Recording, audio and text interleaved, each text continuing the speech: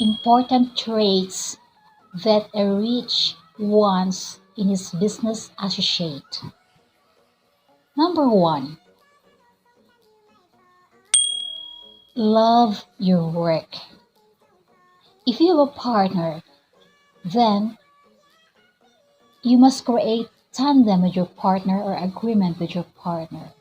So you must show to your business partner that you are striving hard, that you love your work. You are not actually required to be the best, but just try your best. Or do a work which is superior in quality, not working with your business partner because you just want to gain money immediately, or just having fun with him. It is not a good way to deal with a business partner. You must have passion in your heart, and you can feel that if you really love your work, you love what you are doing, time seems to fly and you are enjoying a lot with the time and effort that you spent to your work. Number two traits that a rich wants in their associate is no ambivalence. Many of the rich said they want to work with a person who has no ambivalence about success.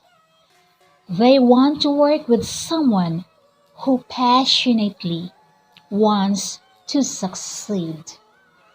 Yeah, a person with a great ambition that is really striving hard to succeed in everything that he or she does. This is especially very important if someone approaches their for partnership into business. You must have sense of ambivalence. This is the second trait. Number three, that a business, a rich business partner wants from his associate is honesty. Of course, nobody would like to work with a person who is not loyal or dishonest in his job. We want someone who is trustworthy, whom we can depend. If we are working with honesty, if we are just honest to our boss, in the long run, our boss will know about our passion for honesty. Then for sure, we will have a promotion if we work with a clean state of mind, with a clean heart, and do our job full of honesty to prove that we can be trustworthy of whatever things that we will do to our partner. Number four, here we are, guys. The number four trait that a rich partner wants from his associate is being an independent thinker. What you do not have to butt heads with the rich because he is rich, who can make or break you. It doesn't matter. But you'll be better in the long run if you express your true belief in a matter. If you have your own creativity, if you are an independent thinker and you can do some suggestion, good suggestion to your boss that can be both beneficial for your partner and to you, that your idea seems to work out, that your idea seems to be very, very acceptable, that it can do good for both of you, both financially and emotionally secured in the business where you are in with your partner. Number five, The number five trait that a partner, that a rich boss or a rich man wants from his partner is consistent action. Anyone who can hop eagerly into a new project when the excitement is high. Yeah, the very first time, if you are, if you want to launch in the job, if you want to be in the job, then you're very excited. Your adrenaline seems getting high. But in reality, the rich partner is trying to see the individual passion of that person from his or her heart if he will become a partner. If that person that would tend to be his partner is consistent in his action, who can continue to maintain a high productive profits. See, profile high productive profits and profile when the newness is worth of who keeps the respect of each client, especially those rich clients. He should maintain, your partner should maintain his profile in order to capture the clients. Then, number six, that person which is supposed to be your partner, you must choose a partner. If you are the rich boss, you must choose a partner who accepts responsibility. This is very crucial because if we can get a partner who is irresponsible, there's no way that your partnership will last. There's no way that you have to understand him always and you have to do the job and your partner is irresponsible. What is that? Partnership means has a fair share of equal share of responsibility. When the other one is out, the other one will function. When the other one is a little bit weak, then the other one should have a strength who can compensate both for the two of them. Be careful with this one. When I say that you need a partner who must accept responsibility, this partner must be willing to accept responsibility for his actions. For example, if he has done something wrong, he must be willing to accept his fault or say sorry. But if there is a possible liability, do not jump in and volunteer that you are responsible to offer to pay anything, thinking you are being noble. That's superficiality. See, you can understand what I mean. Even if it is not your fault, because you're a partner, you will just say, it's my fault, okay, I'll pay everything, I'll take care of everything, just to depict in the eyes of your partner that you're a noble, you're a very good person.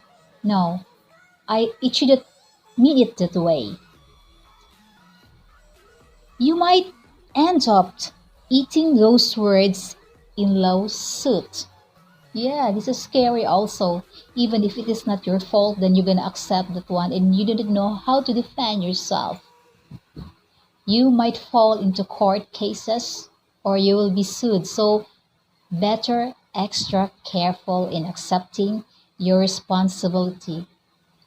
If you think you're responsible for that action, okay, go for it. But if you think you are not liable, you shouldn't be responsible. You must also avoid trouble.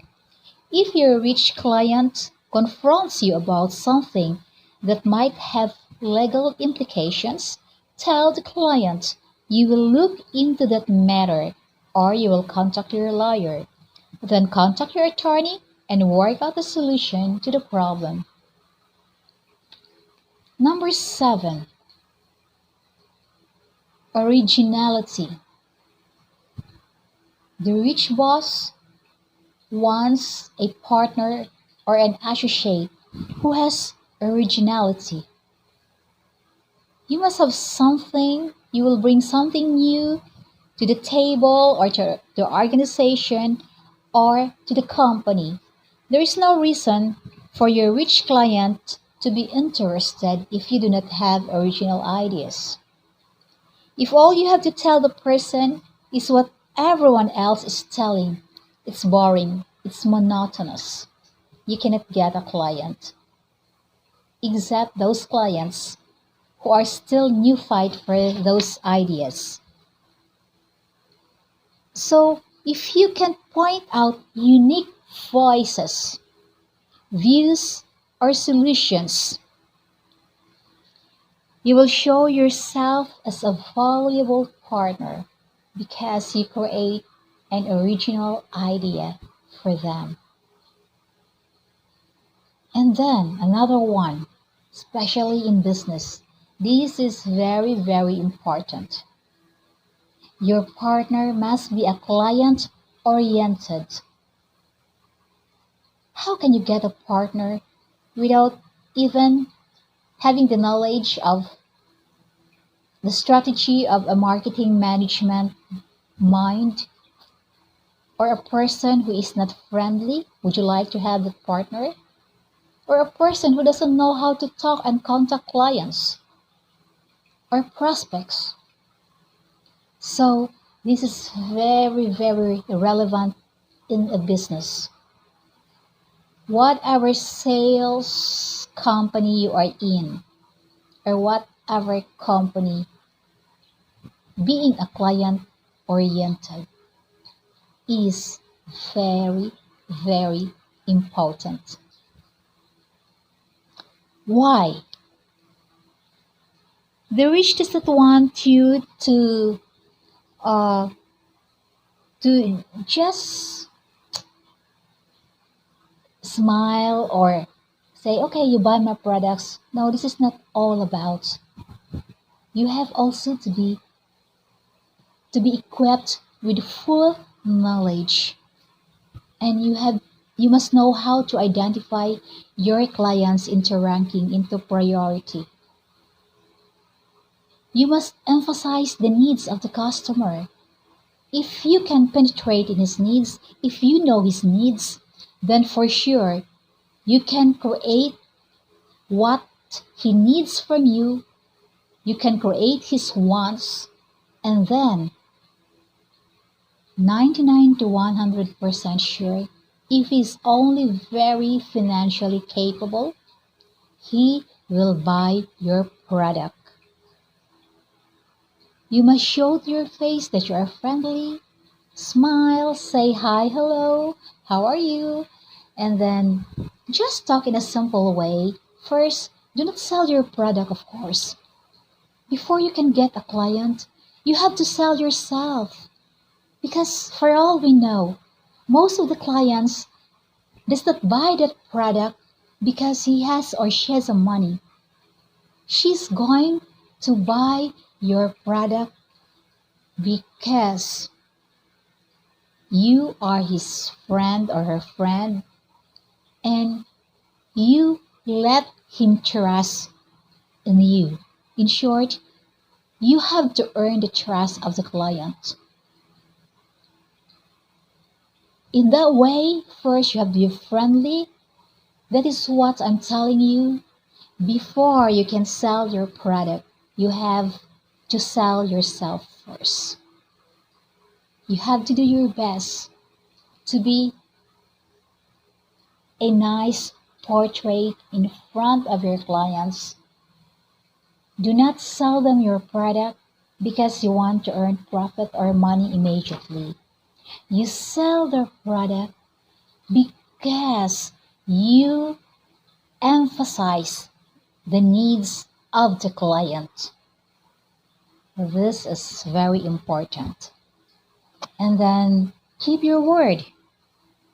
If you say you'll be somewhere else at a certain time, be there on time. Be firm in your words. If you say, I'll be there at 9 o'clock in the morning, you must be there on time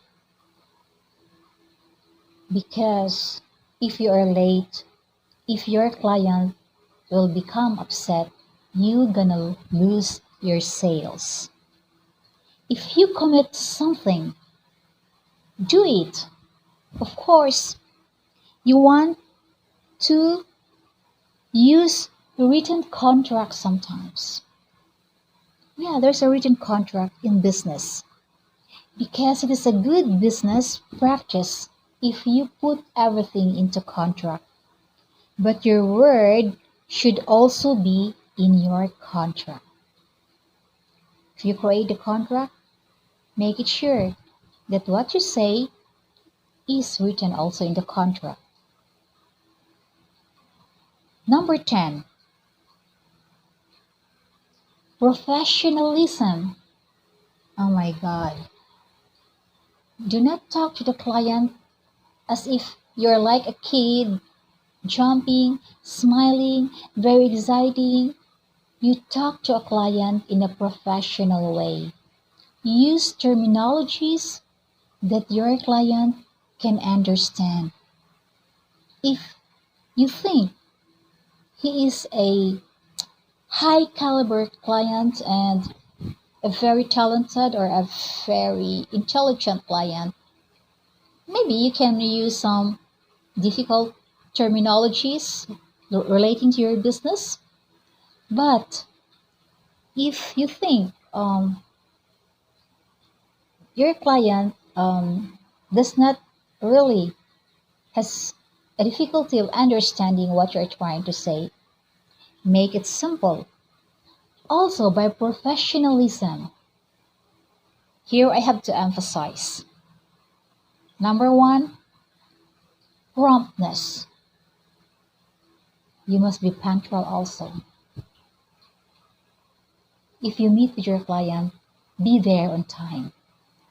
Number two, appropriate dress. For guys, it will do tie and suit with the shoes. For girls, with a blazer or a presentable dress. Of course, if you go to your client, for you sexy women, you don't have to wear, you don't have to wear gown because you're not going to the party. If you go to her house, you have to dress in a casual way, but a decent one. If you are a CEO, then you have to dress in your proper attire. Not that you are wearing jeans or rubber shoes. That's funny. That's very awful. You have always to wear blazer or scarf and then fix up yourself. Not with a heavy makeup, maybe a little bit of lipstick for women, and then just powder your face that you look nice and presentable. Another way how to depict personal professionalism. Respect of their time with your appropriate presentation. If you want to go to your client's house and you said, I'll be presenting to you within this minutes, then the client will say, okay, I have only, I think, 15 minutes. So you have to make your presentation a valued presentation, even though you're doing it sometimes fast because you have to jive with the time of your client and your time. If he says or she says, I have only like 15 minutes for the presentation. Okay, go, that's it. So these are some of the tips, guys, that I'm going to tell you for today on how what are the following traits that your rich business partner or your rich partner seek from another person, which would be their partner. I hope you had enjoyed listening to my video. This is Nerisa Relao. Please don't forget to like and subscribe to my channel. Thank you so much. Have a wonderful day. My channel is Pathfinder Reality, but please help me subscribe, like, and share my channel. Have a good day to everyone.